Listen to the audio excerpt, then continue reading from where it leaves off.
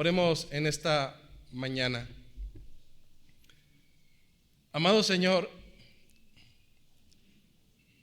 la honra, la gloria y el esplendor te pertenecen. Delante de tu grandeza somos menos que gusanos. Y es que delante de un Dios todopoderoso que tiene diferentes cualidades, siendo una de ellas la misericordia, hoy reconocemos, Señor, que estamos aquí por tu tendencia a hacer lo bueno aún por quien no lo merece. ¿Cómo no estar agradecido, Señor? Si en cada una de mis tribulaciones has sido mi refugio y has sido mi sostén. Mas en esta tarde, Señor, yo no me encuentro aquí para hablar de mi persona. Mi pensamiento, mi entendimiento y mi caminar están enfocados en ti, Señor mi Dios. Y por tanto, hoy te ruego, como lo hago cada que me permites exponer la palabra, que seas tú, Señor. Que seas tú quien tome control de mis labios, que tome control de mis pensamientos y aún, Señor, que tomes control de mi necio corazón. Para que solamente tu palabra sea expuesta de la manera más fiel posible. Pues no vengo a entretener a un montón de cabras. No, Señor. He sido enviado a alimentar a tus ovejas, a las que te pertenecen. Por tanto, yo también te pido, Señor, que prepares el corazón de los que te pertenecen. A sabiendas de que hay hijos y hay bastardos, yo te ruego, Señor, que prepares el corazón de los tuyos. Que a través de la palabra, Señor, traigas el alimento, no el que queremos, sino el que será bien como nutriente para nuestras vidas espirituales. Hoy te lo ruego, Padre bueno, a través del nombre glorioso de nuestro Salvador Jesucristo. Amén. Tomen sus asientos, por favor.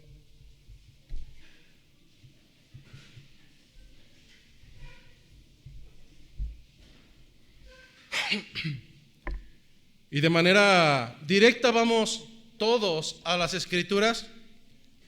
Después de algunas semanas de haber tomado un leve descanso en relación a no predicar por motivos de salud, el día de hoy estamos retomando la predicación expositiva y cronológica del texto bíblico de Oseas, el primero de los profetas menores, que se encuentra después de los profetas mayores.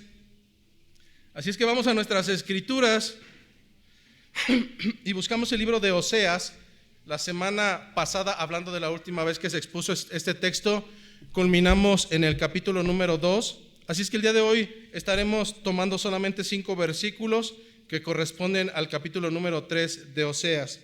Dicen las Escrituras en esta mañana: me dijo otra vez Jehová, ve, ama a una mujer amada de su compañero, aunque adúltera. Como el amor de Jehová para con los hijos de Israel, los cuales miran a dioses ajenos y aman tortas de pasas.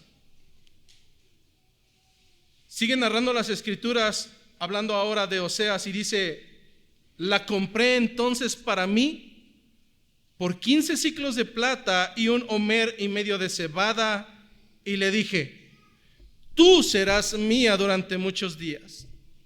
No fornicarás, ni tomarás otro varón. Lo mismo haré yo contigo. Porque muchos días estarán los hijos de Israel sin rey, sin príncipe, sin sacrificio, sin estatua, sin efod, sin terafines.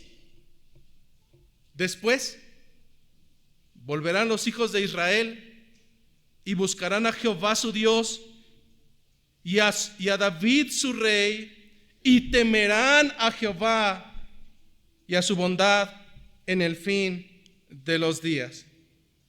Esta es palabra de nuestro Señor. Cuenta una fábula que en una ocasión Iba un hombre recto, caminando a lo largo del camino, cuando de repente pasa cerca de una fuente, de un lugar donde se acumulaba agua, y al pasar por esa fuente, por ese lugar donde se acumulaba agua, este hombre de buen caminar, este hombre recto, se dio cuenta que sobre la superficie de cemento o de aquel lugar que separaba el agua del desborde, se encontró caminando a un alacrán. Y ese alacrán, al comenzar a caminar sobre esa superficie, no se percató, no se dio cuenta, no tomó el cuidado y cayó al agua. Este hombre metió su mano al agua y sacó a ese alacrán. Pero sin tardar, antes de que ese alacrán pudiera poner sus pies nuevamente sobre un terreno fijo, no lo dudó dos veces y picó a ese hombre en la mano. Había una tercera persona que se encontraba cerca de ahí, que se encontraba viendo todo este escenario. Este hombre solamente se dolió en su mano y dejando al alacrán comenzó a caminar. Por su tendencia volvió a voltear y se dio cuenta que ese alacrán nuevamente volvió a caer al agua. Sin dudarlo, en 2 ocasiones regresó rápidamente y metió su mano para sacar a ese alacrán nuevamente, y mientras él lo sacaba nuevamente, el alacrán volvió a picar a este hombre en la mano. Por tercera ocasión, este hombre comenzó a caminar. Y la persona que estaba alrededor viendo todo el escenario, al darse cuenta que el alacrán por tercera ocasión cayó en el agua y este hombre regresó nuevamente para ayudarlo, antes de que sucediera nuevamente la misma situación, le dijo: ¿qué estás tonto, que no tienes conciencia? ¿Acaso está velado tu entendimiento? ¿Qué no te das cuenta? ¿Qué no te das cuenta? Que si vuelves a ayudar a ese alacrán te volverá a picar nuevamente a la mano. Yo te digo, no lo hagas más. Sin embargo, lo único que pudo responder este hombre fue: es que yo no puedo dejar de ayudarlo. No puedo dejar de ayudarlo, porque esa es mi naturaleza. De la misma manera en que ese alacrán solamente sabe hacer mal y volverá a hacer mal, porque esa es su naturaleza. El día de hoy, a través del escrito de Oseas, muchos de los castillos de arena que ustedes han construido en sus perversas mentes se vendrán abajo. A través del escrito de Oseas, en este capítulo número 3, comenzaremos a ver cómo es que Dios tiene una naturaleza y el hombre, de manera natural, valga la redundancia, tiene su propia naturaleza. Hablar acerca de Dios es hablar de diferentes atributos, los cuales le contienen y que son perfectos, que son inmutables, que no cambian y que son los mismos ayer, hoy y serán los mismos por siempre. Y su naturaleza jamás cambiará.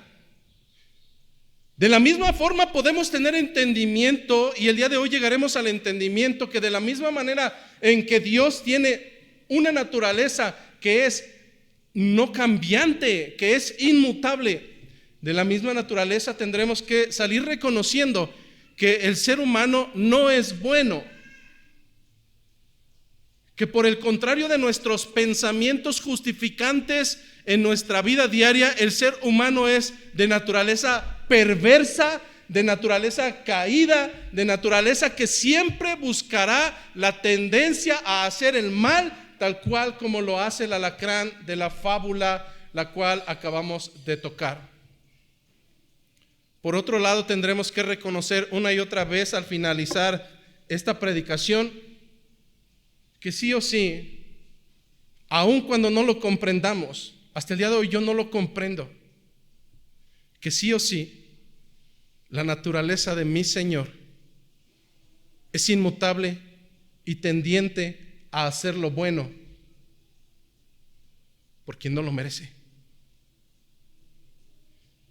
En este sentido comienza el libro de Oseas, capítulo número 3, versículo 1, diciendo: me dijo otra vez Jehová. ¿Cómo es que vuelve a dar una ordenanza Dios hacia Oseas? Si nosotros recordamos el capítulo número 1, la ordenanza ya había sido hecha.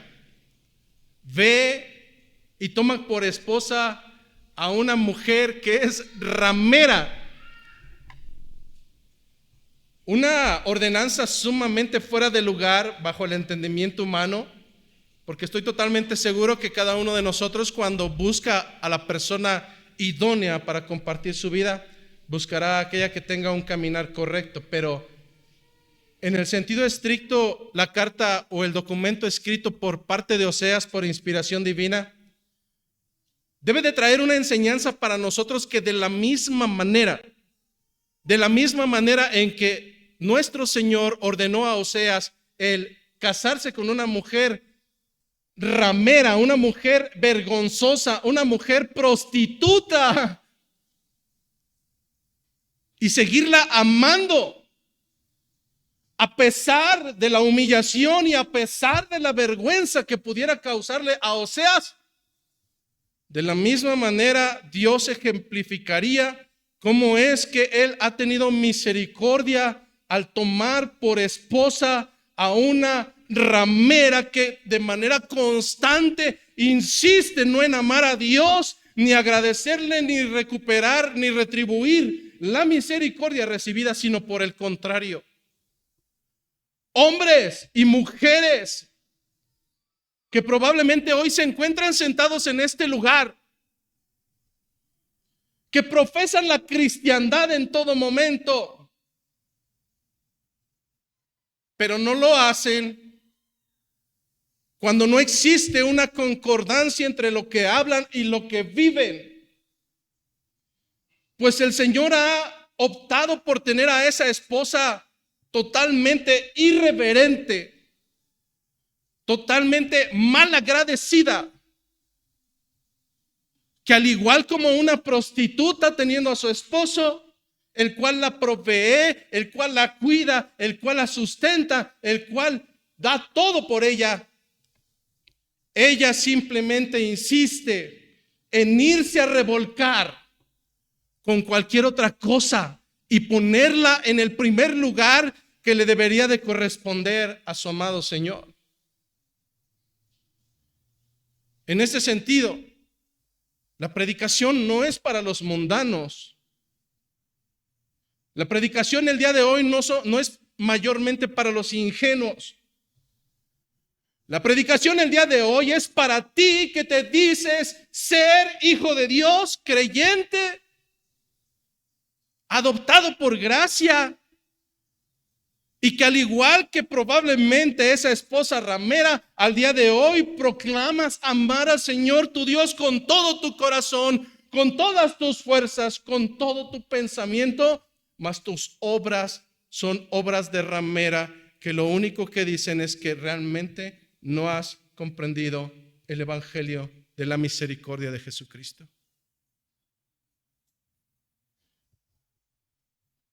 Me dijo otra vez: ve. Señor, es que ya la había tomado. ¿Y es que acaso no te has dado cuenta cómo es que se vuelve a revolcar y no me tiene respeto? Ese pudo haber sido el argumento de Oseas. Ese pudo haber sido tu argumento al momento de recibir humillación por parte de un segundo o un tercero. Mas esa no fue la respuesta de Oseas.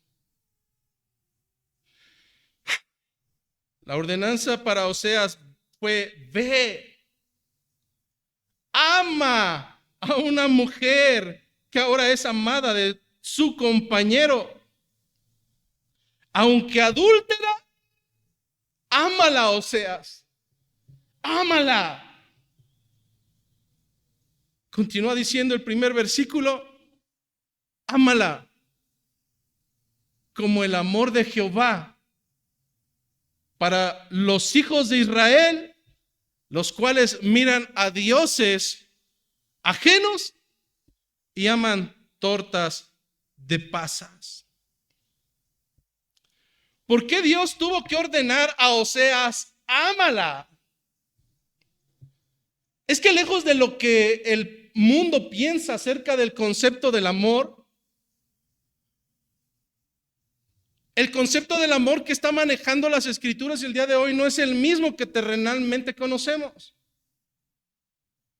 Vergonzosa y ridículamente hoy en día, cuando un matrimonio, una unión, una amistad que incluye sexualidad, porque ya no se casan, ya somos como animales, ahora somos parejas. Entonces hay una salvedad bien interesante, y es que para el mundo el amor es algo que es agotable, es algo que hoy se encuentra y el día de mañana ya no está. Algunos de ellos dicen, es que el amor se acabó.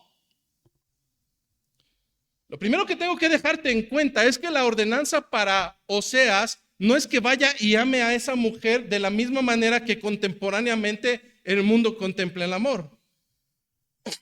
Es que bíblicamente el concepto de amor que se está manejando es un tipo de amor que más adelante ahondaremos, pero no es un amor que actúa de acuerdo a cómo amanecí. Hermanos, es que el amor no tiene que ser un sentimiento. El amor no es un sentimiento. Es que en esta mañana tal vez amanecí con sueño, es un estado de ánimo. Es que tal vez el día de hoy amanecí molesto, es un estado de ánimo, pero mañana es cambiante. El amor no puede ser así.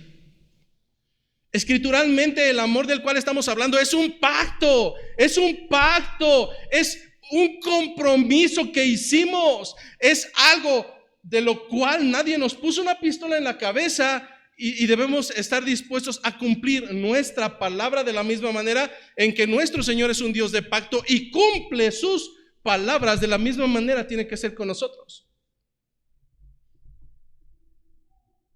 Adrián y Eli, que si Dios lo permite en diciembre estarán contrayendo matrimonio.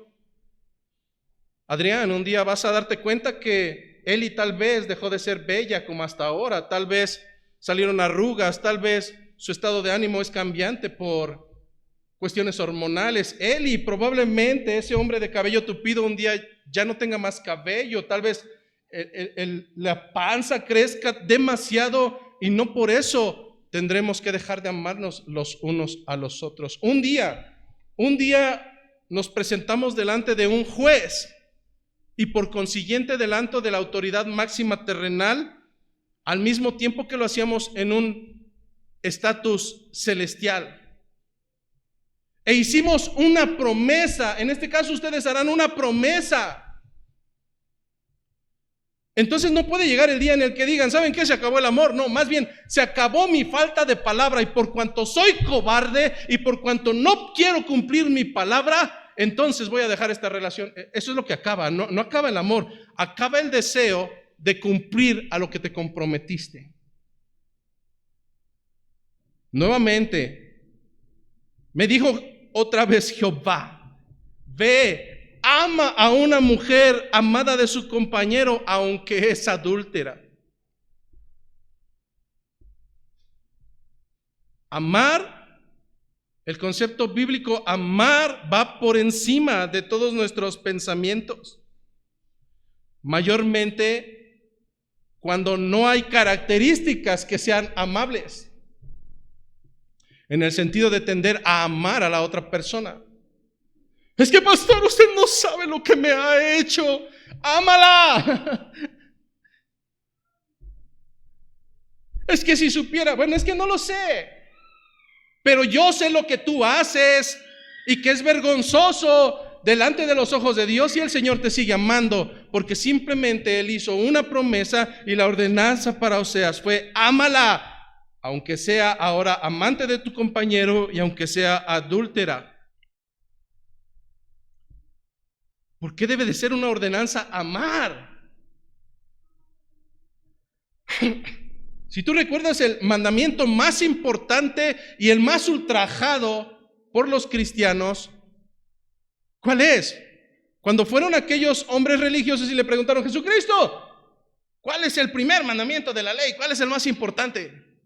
Amarás al Señor tu Dios con todo tu corazón. Y agrégale todo lo que quieras, pero amarás al Señor tu Dios con todo tu corazón. Amarás al Señor tu Dios con todo tu corazón. Porque es un mandamiento. Porque tu naturaleza es similar a la de un alacrán. Es tendiente a hacer lo malo de manera continua. Sí, claro. En verdad, en verdad. El hecho de que tengamos hoy ovejas en proceso, o más bien lobos en proceso de oveja, no quiere decir que la naturaleza caída se haya borrado por completo. Es un error doctrinal muy fuerte. No es el medio para justificar que somos pecadores, no, hermano. Pero quien diga que no peca le hace a Dios mentiroso. De tal manera que hoy no predico para hombres y mujeres que son perfectos, porque los conozco, porque sé su naturaleza, porque bíblicamente sé que son malos. La ordenanza es amar por encima de cualquier humillación. Amar por encima de cualquier humillación. Esta mujer era adúltera y por tanto no había una característica a la cual fuera digna de amar, pero por cuanto es una ordenanza de nuestro Señor, Jehová tenía que dar esta ordenanza y Oseas obedecer. Humanamente, nuestra naturaleza no tiende a amar a quien no lo merece. Nuestra naturaleza es detestar a quien lo merece. Si Dios usara ese rasero, esa medida, todos aquí estaríamos fulminados. Todos, sin excepción. Aún el bebé más pequeño, porque fue concebido en pecado.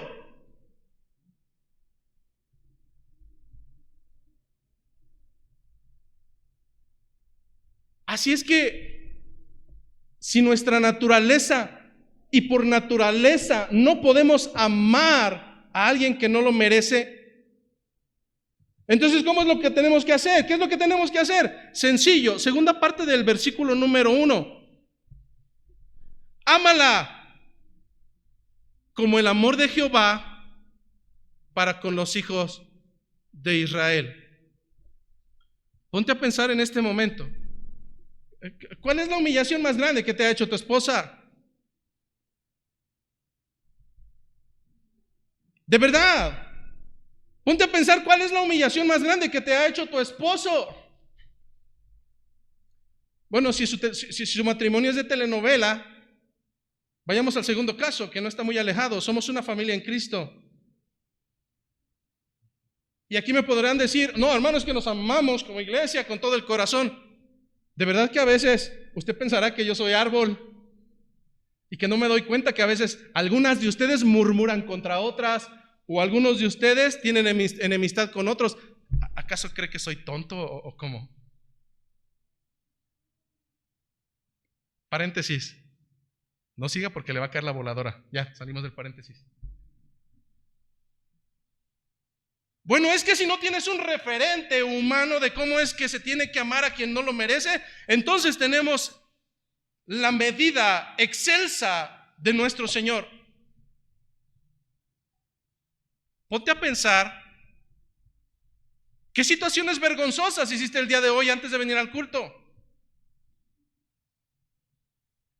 Si tú fueras Dios, ¿acaso ya te hubieras aniquilado por completo? No, es que esta mañana se puso de malas. ¿Qué hiciste el fin de semana? ¿Qué hiciste cuando suponías que nadie más te veía en lo secreto, en la oscuridad? ¿Acaso no cada uno de esos hechos son mucho más vergonzosos y humillantes de lo que un ser humano en esta tierra te puede hacer? ¿Y qué si alguien habla mal de ti? Aún con las peores palabras que se digan acerca de ti, se quedarían cortos porque eres peor. Porque tu naturaleza es mala. Es una naturaleza caída. Pero estamos hablando de nuestro Señor. Estamos hablando de aquel siervo sufriente que más adelante entregaría su vida y aún con ello exclamaría: perdónales porque no saben lo que están haciendo. Y tú, con la primera humillación, te quieres deshacer y te quieres largar de la iglesia. El llamamiento de nuestro Señor es a actuar no con tu naturaleza caída, es actuar como el Señor actúa contigo y conmigo, que realmente merecemos que nos fulmine. Patético y vergonzoso cuando nos sentimos humillados porque alguien más nos ha afrentado. Patético y vergonzoso cuando sentimos que alguien no merece mi saludo porque me ha tratado de tal manera que realmente no lo puedo volver a ver. Patético y vergonzoso eres delante del Señor, que te ordena que ames tal cual como lo hace Él contigo.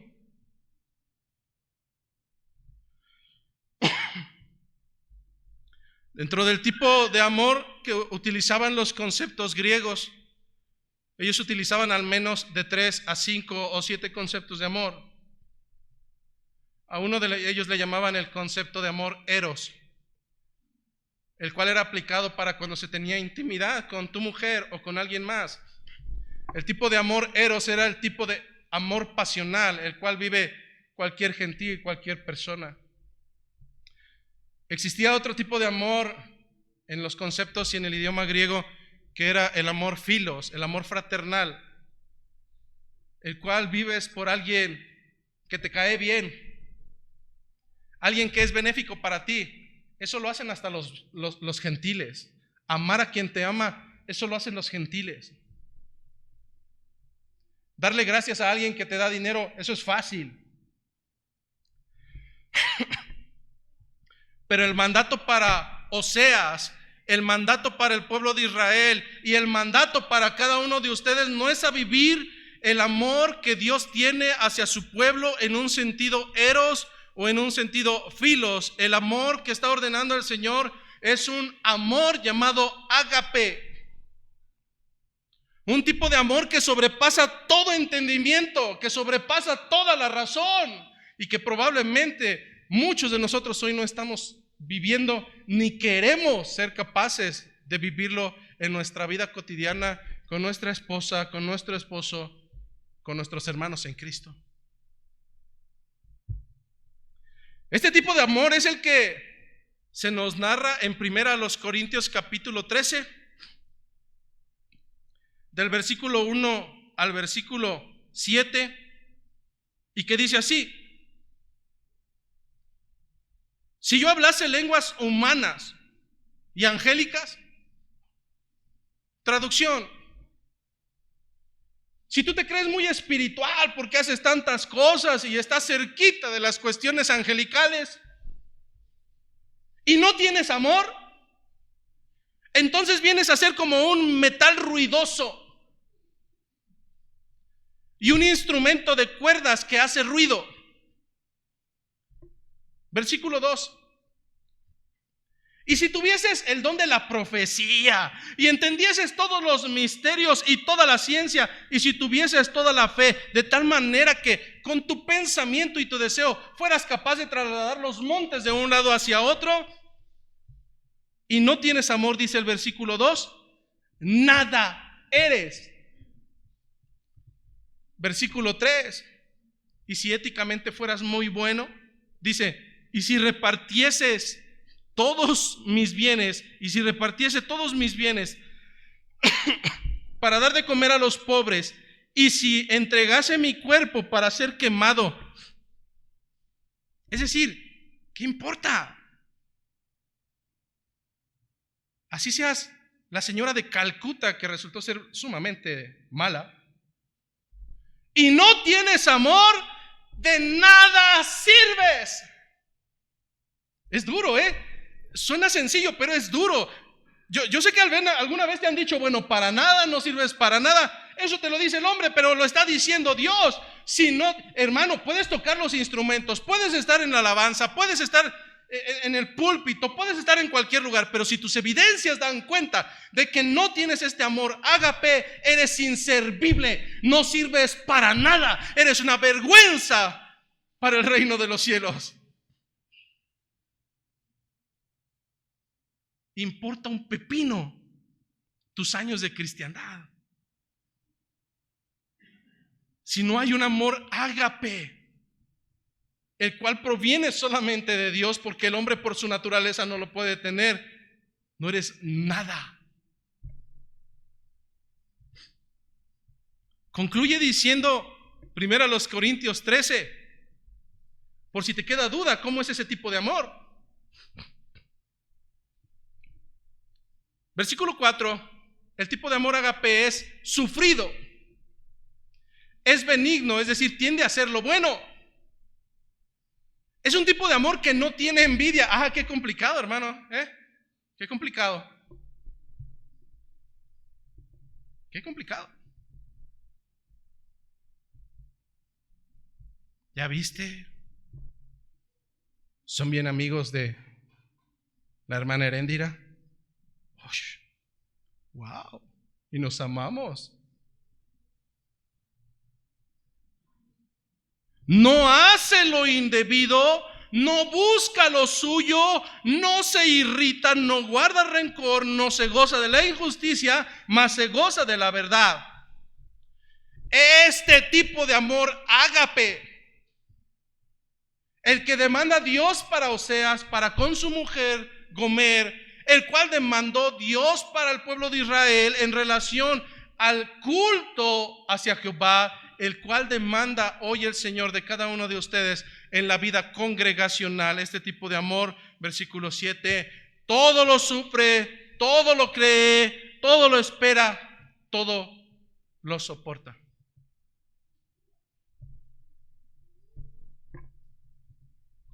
Nos damos cuenta, generación de cristal, que de todo nos ofendemos. Nos damos cuenta, generación de cristal, que de todo nos ofendemos hoy en día, que nuestra manera de vivir es lo más antibíblica posible y por tanto tiende a lo demoníaco, porque o es de Dios o es del diablo, o juntas o desparramas, o estás con Cristo o estás con Belial, pero no puedes estar en los dos lados.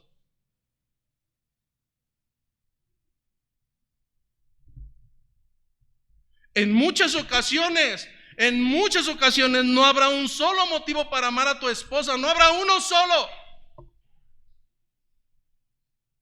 Mujeres, en muchos casos no habrá un solo motivo, uno solo para amar a tu esposo y para respetarlo.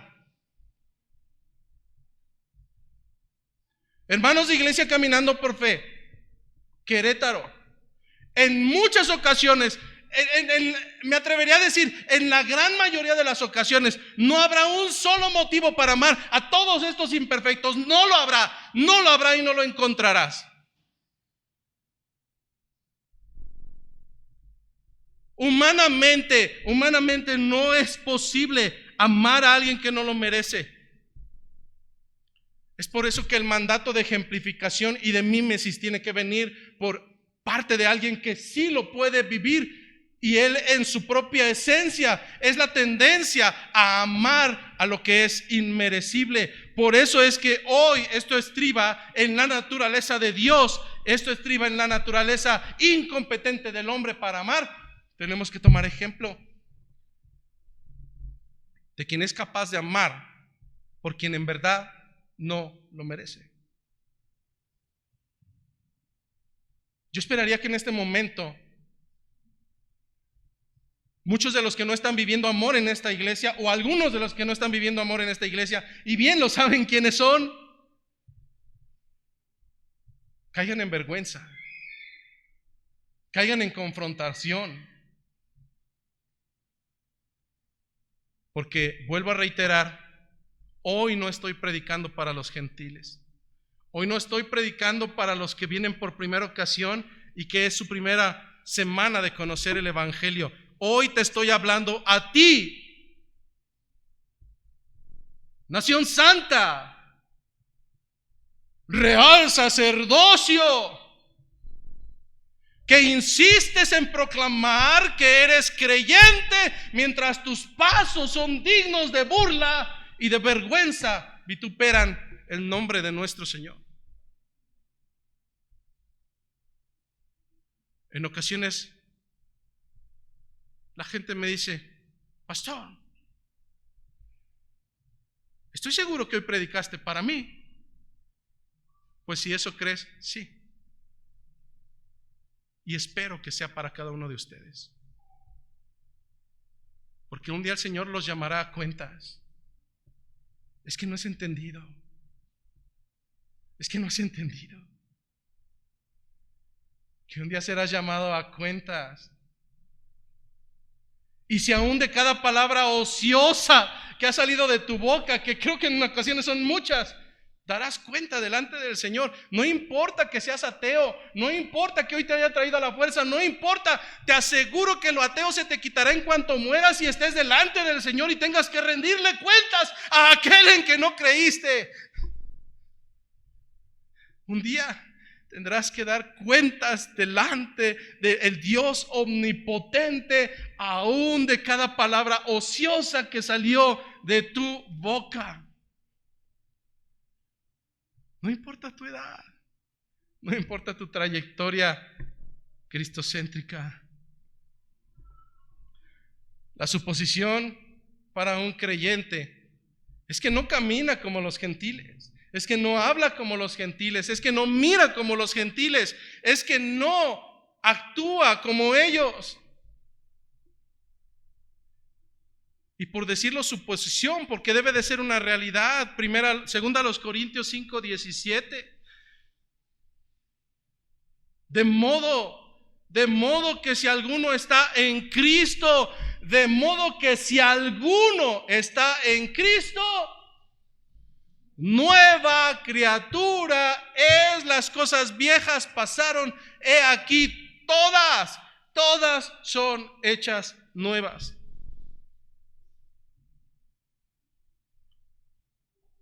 En verdad me preocupa cuando en alguna ocasión oramos por cierto pecado de alguno de ustedes y un mes después vuelve a pedir por el mismo pecado que está cometiendo y 3 meses después vuelve a la iglesia y pide que oremos por ese pecado. ¿Quién eres, cabra? ¿En dónde estás? Porque este no es tu lugar.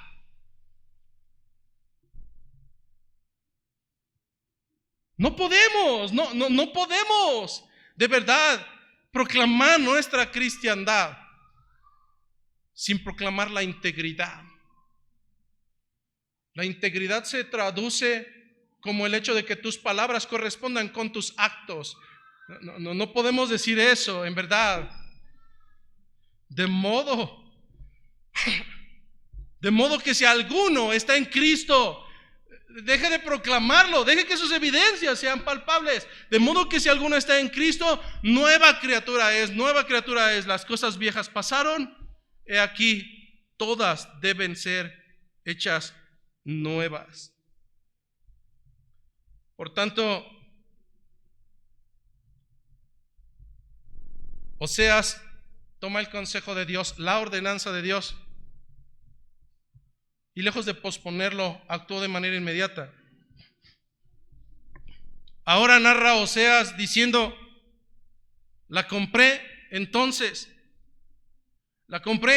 para mí, después de que el Señor lo ordenó, y la compré por 15 siclos de plata y 1 homer y medio de cebada. La compré para mí. Qué hermoso, la compré para mí. La cantidad que se nos menciona, 15 siclos de plata, se traduce como 171 gramos de plata. Realmente no es mucho, 171 gramos de plata. 1 y medio homer de cebada, si acaso son 330 litros de esa sustancia. Para que tengas un poco de consideración, porque a lo mejor los datos son irrelevantes. Si nosotros tenemos en consideración de los libros de Éxodo, Levítico y Ezequiel, donde se hace mención de acerca de cómo redimir a un esclavo de aquel entonces. Un esclavo podría ser redimido, es decir, perdonado. Un esclavo podía ser comprado por 30 monedas de plata. ¿Qué tan menospreciada estaba Gomer, esta mujer ramera, que ni siquiera fue comprada por el precio de un esclavo? Creo que costó incluso menos que si compraras un animal. Su valor probablemente no era muy alto. Entonces Oseas va y paga, de acuerdo a la ordenanza del Señor, la cantidad que le ha sido pedida. Y tal vez esté pasando por la mente, por alguna mentecilla traviesa, el hecho de decir, no, yo si hubiera sido Gomer, yo le hubiera dicho, paga el triple o el cuádruple. Bueno, ni vergüenza tendrías para pedirlo, pero lo que te quiero decir es que no es la cantidad. No es la cantidad, hermano. El concepto estriba en la actitud de la posibilidad de pagar por alguien que cometió un agravio en contra tuyo. Pudiera preguntar en este momento, ¿cuántos de ustedes, siendo el esposo de Gomer, pagaría 15 ciclos de plata por Gomer? Y te aseguro que si lo hiciéramos así, se levantarían las manos de los espirituales. Sí, a mí póngame 30, 40. No eres capaz ni siquiera de perdonar al que no te saluda. No eres capaz de emitir una palabra de aliento para quien no te nace. No eres capaz de mantener comunión para quien no te cae bien. Y me dices que pagarías 30 ciclos de plata por alguien que te hizo una afrenta. No, hermano, no estriba en la cantidad. Implica en la intención y en la disponibilidad del corazón. Tú puedes dar, no dinero, en beneficio de la misericordia hacia alguien que no lo merece, pero el solo hecho de tender, ¿qué es lo que cuesta trabajo, hermano? Piensa por un momento, ahora mismo, no lo digas, pero piensa si existe la remota posibilidad de que alguien en estas 4 paredes te haya hecho una ofensa tan grande que es irreconciliable y digna de burla. Piensa por un momento si dentro de estas 4 paredes, incluyendo a tu familia, hay alguien que no lo puedes perdonar porque es impasable y no es tolerable lo que te han... ¡Wow! ¡Wow!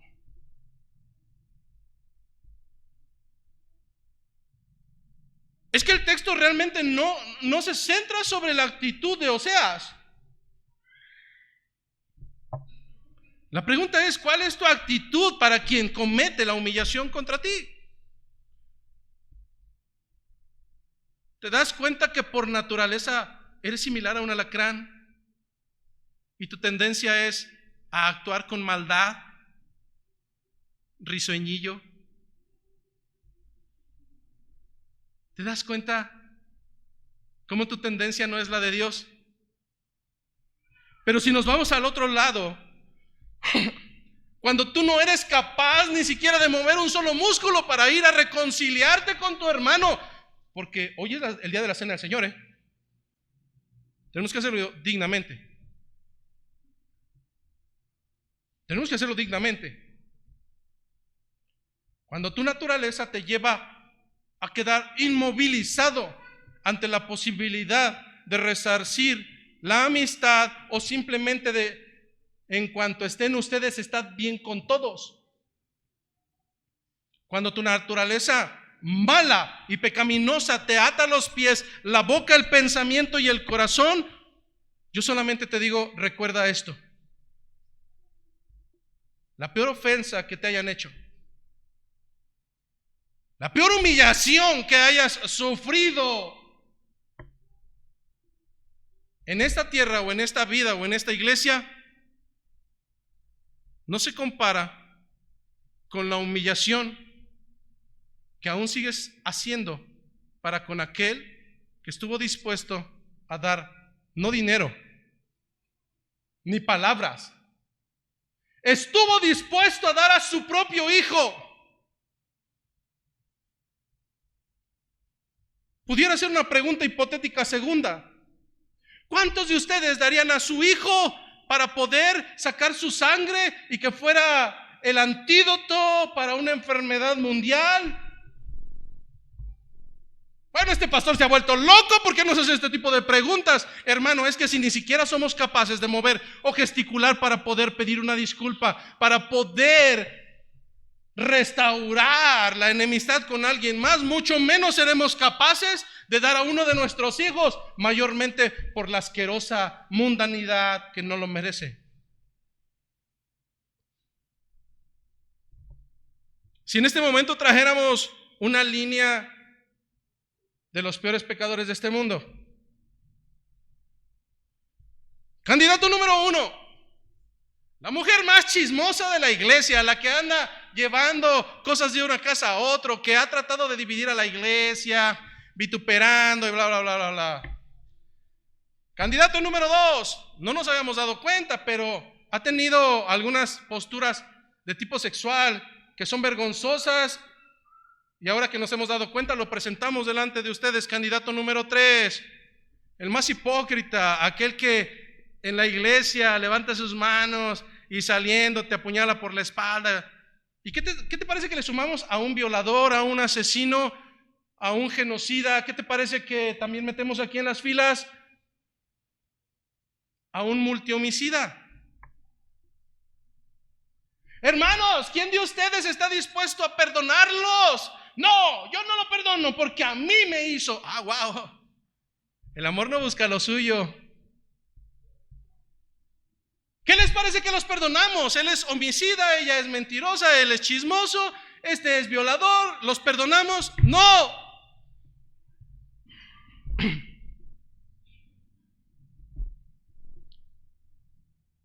Pues sí hay uno que es capaz y fue capaz de dar lo más valioso,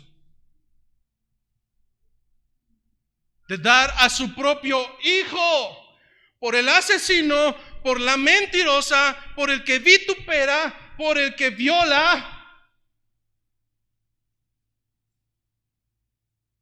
Juan 3:16. Porque de tal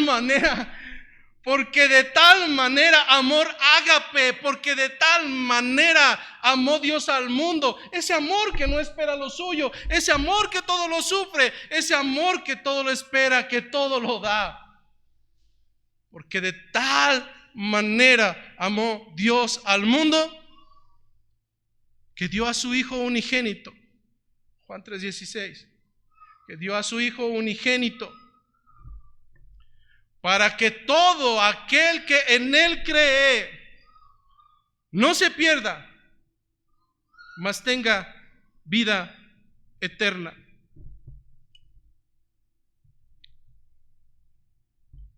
Así es que continuando con el texto central, ahora Gomer, la esposa infiel, tiene un dueño por medio de un proceso mercantil. La han comprado. Supongamos que tú compraras a alguien que te ha ofendido. ¿Alguna vez has perdonado, digo entre comillas, porque mientras Dios perdona todo, tú dices, yo perdono pero no olvido? Y sí perdonaste pero no perdonaste, porque no descuidas momento alguno en que le vuelvas a recordar a esa persona, bueno, como tú, ¿te acuerdas cuando? Bueno, entonces, ¿cómo? ¿Perdonaste o no perdonaste? Es que mientras el Señor perdona todos tus pecados de acuerdo a las Escrituras y los toma todos ellos y los lanza a lo más profundo del mar y nunca más se acuerda de ellos, mientras su naturaleza es esa, tu naturaleza es otra. ¿Qué fue lo que hizo Oseas? Él pudo haberla comprado para estar como muchos de nosotros. Ya estás aquí y qué bien, te lo mereces y ojalá y te pudras, y como yo tuve misericordia de ti, pues aquí te aguantas. Wow, hermano, ¿como quién estamos actuando? ¿Como hijos de Dios? Tiernamente Oseas, siendo un siervo de Dios, aun cuando recibió toda la humillación posible por parte de una esposa, la mayor ofensa, él buscaría la restauración de aquella que se le ordenó que debería amar como Dios ama a su iglesia. Entonces, versículo 3, y le dije, tú serás mía durante muchos días, no fornicarás más, ni tomarás otro varón. ¿Dónde se encuentra lo hermoso? En los últimos párrafos. Pero de la misma manera en que tú no serás mujer de otro hombre, ni fornicarás con ellos. El compromiso de Oseas fue, y lo mismo haré yo contigo. Y lo mismo haré yo contigo. Hermano, esta fue la posibilidad humanamente mala de que Oseas pudiera hacer lo que le placiera. Así como tú me hiciste, yo te voy a hacer. Ojo por ojo, diente por diente. No, hermano, amar al que te hace el bien, eso es normal. Amar al que te hace mal solamente puede provenir si estás en Cristo Jesús. Y la misma actitud que Dios demandó por parte de Oseas es la misma actitud que Dios demanda de cada uno de ustedes, de cada uno de los que pregona que son suyos. No porque esa sea tu naturaleza, hermano. No, la ordenanza para ti no es que ames al que te ha afrentado porque tu naturaleza sea así. No, tu naturaleza es mala. Pero la actitud que Dios demanda para Oseas es la misma que demanda para mí y para ti, no porque sea nuestra naturaleza, sino por el simple hecho de que Él, siendo Dios, nos ha hecho partícipes de su paternidad por adopción voluntaria. Hermano, es que yo lo menos que espero de los que viven bajo mi techo es que al menos decorosamente sigan las actitudes que tenemos en mi hogar. Es que si hipotéticamente yo adoptara a alguien, ese niño tendría que acoplarse a la cultura y naturaleza de mi familia y no nosotros a la de él. Pero tarde que temprano, probablemente ese niño, si no tomó las actitudes y las maneras de la familia que lo adoptó, solamente puede resultar en una sola cuestión, en que jamás fue hijo. Aunque vivió en esa casa durante muchos años, su naturaleza lo va a llevar a dejar claridad que nunca fue parte de esa familia, que no fue hijo y que probablemente haya una alta probabilidad, valga la redundancia, de que siempre haya sido un bastardo, que la paternidad haya sido de otro, mas no de quien lo adoptó. Lo que quiero estarte diciendo, hermano, es que si insistimos en tener las actitudes vergonzosas de acuerdo a nuestra naturaleza que hasta el día de hoy tenemos, al final del camino solamente puede haber un resultado, y es que al no ser nueva criatura por estar en Cristo Jesús, la única respuesta es que aunque él creía que era hijo o aunque ella creía que era hija, simplemente sus frutos demostraron que nunca lo fue. Es que aunque pensaba ser hija y llegaba temprano a todos los cultos y asistía a algunos de los eventos, no importa lo que hagas en esta tierra, hablando humanamente en ese sentido, ¿dónde está tu corazón? ¿Dónde está tu paternidad? ¿Quién es el que te adoptó? ¿Cuáles son las evidencias de que en verdad perteneces a la familia del reino de los cielos? Pastor, entonces, para aquellos que nos ofenden y para aquellos que hacen mal y para los que caen en ocasiones de pecar, entonces, ¿cuál debería de ser nuestro actuar? Habrás notado que aquí no los pasamos al frente, ni los humillamos, ni tenemos que informar a toda la iglesia cuando alguien tuvo ocasión de pecar. No, hermano. Bíblicamente, Gálatas capítulo 6, versículo 1 me dice cómo es que debo actuar de acuerdo a las enseñanzas de Cristo nuestro Señor.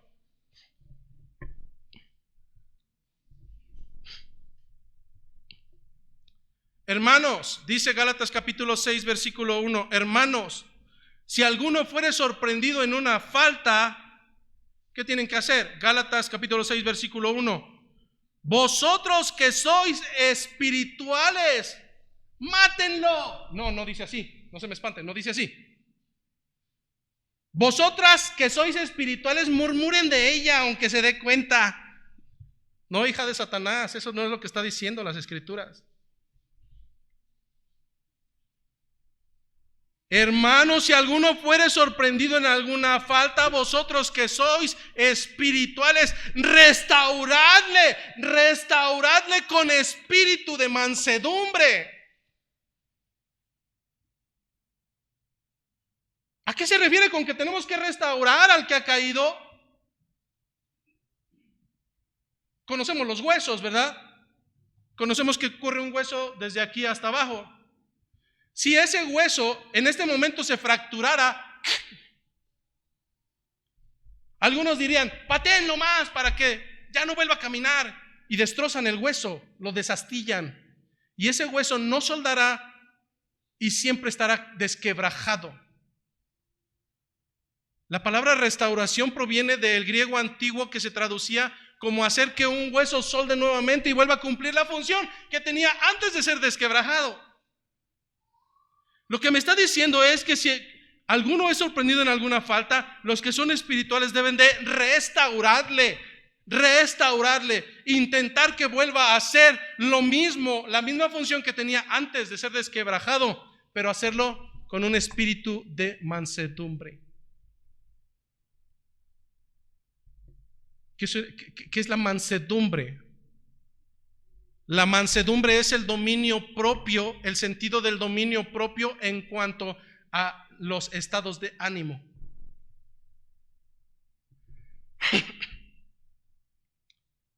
Es que el dominio propio o la mansedumbre es el hecho de que llegue un asesino frente a ti y te diga, he asesinado, y le digas, vamos, siéntate, vamos a tratar ese pecado como pecado. Puede llegar la mentirosa y decir, pastor, sí reconozco después de la predicación que soy bien chismosa, y lo mismo la vamos a tratar como si fuera una pecadora. Lo mismo puede llegar el violador, lo mismo puede llegar cualquier tipo de pecado. A final de cuentas, el espíritu de mansedumbre toma el dominio de mis estados de ánimo sin tomar partida para concentrarme en que ese hermano sí o sí, sea cual fuera la falla, tiene que ser restaurado, tiene que volver a caminar. ¿Y por qué tengo que hacerlo así? Continúa diciendo el texto. Restaurarle con espíritu de mansedumbre, considerándote a ti mismo. Considerándote a ti mismo. No sea que tú también seas tentado. Así es que sobrellevad los unos las cargas de los otros y cumplid así la ley de Cristo, porque el que se cree ser algo, no siendo nada, a sí mismo se está engañando. Así es que Dios perdona las faltas. Sí, ¿cuáles? Todas, hermano, todas. Si hay arrepentimiento genuino y frutos dignos de arrepentimiento, el Señor es que ha perdonado todas las faltas, las que has cometido y las que tal vez por descuido cometerás en un futuro. Sin embargo, el hecho de que Dios perdone las faltas en muchas de las ocasiones no te va a quitar las consecuencias. El ejemplo de las hermanas chismosas, si el Señor perdona su falta por arrepentimiento genuino y piden perdón a las ofendidas, ¿el Señor las perdonará? Sí, claro que sí. Pero no las exime de que probablemente el esposo de alguna de ellas llegue y les tumbe un diente, ¿verdad? Consecuencias. Dios perdonará al alcohólico, Dios perdonará al blasfemo si en un futuro hay arrepentimiento genuino. Por supuesto que el Señor perdona, pero probablemente al alcohólico no le quitará la cirrosis, al blasfemo no le quitará las burlas de aquellos a quien ofendió. Sin embargo, y con esto vamos finalizando, no solamente es el perdón. La restauración de la que el Señor habla, poniendo como ejemplo a Gomer y poniendo como ejemplo a Oseas, es una restauración que Él mismo llevaría con su pueblo llamado Israel. Dios llevaría más adelante al pueblo de Israel, que tanto había blasfemado, que tanto lo había puesto en vergüenza, que tanto lo había humillado, lo llevaría a través de un proceso de restauración, ciertamente con dolor implícito por las consecuencias de sus faltas, pero con un desenlace de misericordia a través del arrepentimiento. Dice el versículo 4 y versículo 5. Porque muchos días estarán los hijos de Israel sin rey, sin príncipe, sin sacrificio, sin estatua, sin efod, sin terafines. ¿Qué había sucedido con ese reino del norte en manos de Jeroboam? Aún teniendo 10 tribus, no tenían un templo.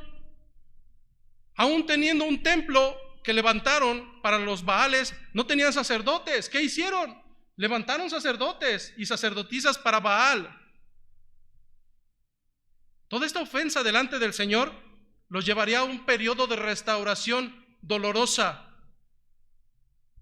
donde ya no habría un rey, donde no habría príncipes, ni sacrificios, ni estatuas a las cuales pudieran adorar. No habría vestimentas de sacerdotes, ni tampoco habría estatuillas que fueran contrarias a nuestro Señor. Pero la promesa final de Dios fue que esos hijos de Israel volverían. Después de ese trayecto de restauración, ellos volverían.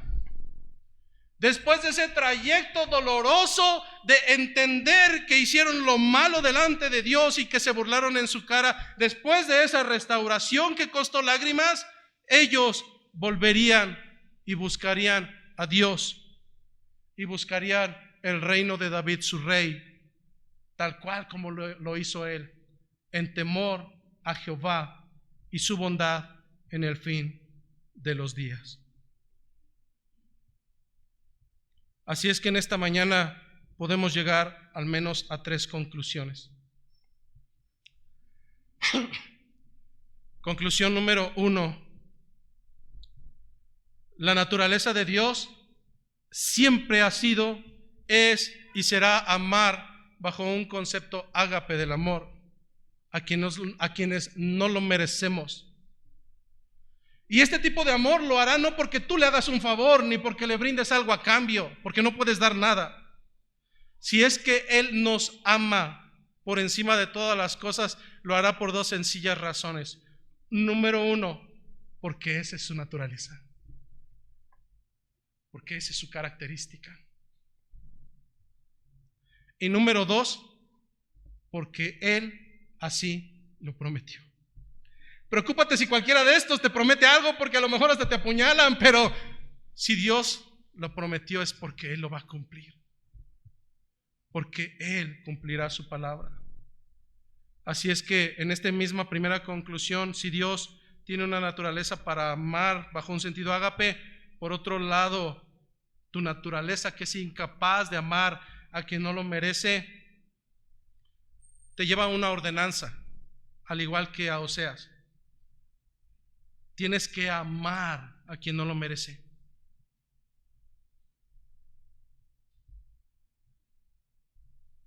Por 2 sencillas razones. Porque Él te lo ordena y porque el mejor ejemplo es Él. Conclusión número 2 en esta mañana. El amor de Dios y por tanto el que nos ordena vivir no es como el mundo lo vive. El amor que Dios nos ordena es un amor ágape, un amor sufrido, benigno, sin envidia, que no es jactancioso, que no es envanecido, que no hace nada indebido, que no busca lo suyo, que no se irrita, que no guarda rencor, que no se goza de la injusticia, mas se goza de la verdad. Un amor que todo lo sufre, que todo lo espera, que todo lo soporta. Para cerrar esta segunda conclusión, si hoy en día tú no estás viviendo como creyente este tipo de amor con tus hermanos en Cristo, incluyendo a tu esposo, a tu esposa y a tu familia, entonces déjame decirte que existe una alta probabilidad de que te estés engañando a ti mismo. No has nacido de nuevo. Y por tanto, yo te diría que ni siquiera tienes derecho a adjudicarte el nombre de cristiano. Conclusión número 3. Si Oseas pagó el precio de su esposa para posteriormente santificarla, para posteriormente restaurarla, si Dios pagó el precio por su pueblo ingrato para hacerlo andar en sus estatutos y en sus mandamientos de santidad, si Oseas santificó a su esposa, si Dios compró a su pueblo para santificarlo, nosotros siendo linaje escogido, real sacerdocio, nación santa, pueblo adquirido por Dios, no podemos hacer lo contrario. Si tú hoy estás haciendo lo contrario, arrepiéntete de tu pecado. Arrepiéntete de tu pecado. Sin santidad, nadie podrá ver al Señor. Así es que deja de comportarte como hijo de Satanás. Deja de comportarte como hijo de Satanás ante las ofensas y humillaciones de los demás. Deja de destazarlos y de murmurar en contra de ellos a sus espaldas. El trabajo del acusador no te pertenece, ya lo tiene otro más. Tu trabajo como hijo de Dios, si es que en verdad lo eres, es un llamado a restaurar al caído y a hacerlo con misericordia por el simple hecho de que Dios así lo ha hecho contigo. Primera a los Corintios 10:12, y con esto finalizo. El que piensa estar firme, mire que no caiga. Que la gracia, que la paz y la misericordia de nuestro Señor esté con nosotros.